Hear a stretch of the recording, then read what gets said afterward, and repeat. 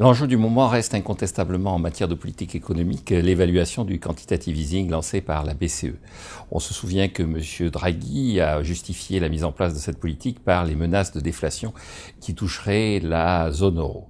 Or, quand on regarde les indicateurs économiques, on s'aperçoit que la baisse des prix de l'automne dernier était essentiellement due au contre-choc pétrolier, mais que dès l'hiver, dès le mois de janvier et février, avant le quantitative easing, la quantité de monnaie en circulation, mesurée par l'évolution de la masse monétaire dite M3, se faisait au rythme de 4% lent, c'est-à-dire un rythme supérieur aux besoins nécessités par la croissance et par l'inflation anticipée.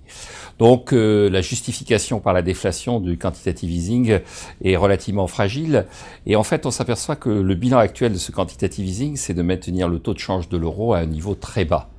Or, cela commence à poser problème. Cela commence à poser problème à trois niveaux. Un premier niveau, c'est que la croissance, la reprise se fonde sur le contre-choc pétrolier et la baisse de l'euro par rapport au dollar empêche la zone euro de bénéficier à plein de ce contre-choc pétrolier au moment même où il est en train de marquer le pas.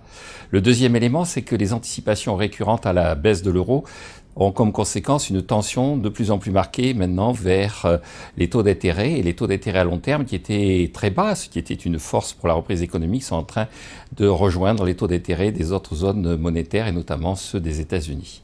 Enfin, dernier élément, on espère vendre grâce à la faiblesse de l'euro beaucoup de biens fabriqués en zone euro. Et pour l'instant, ce que l'on vend, surtout en France, c'est notre patrimoine, nos entreprises.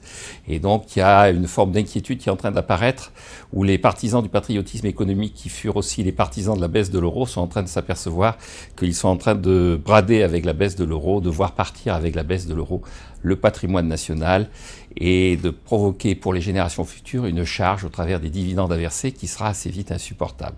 Donc la vraie question maintenant, c'est à quoi sert ce quantitative easing, et si ça sert à faire baisser l'euro, est-ce que c'est vraiment une bonne chose ?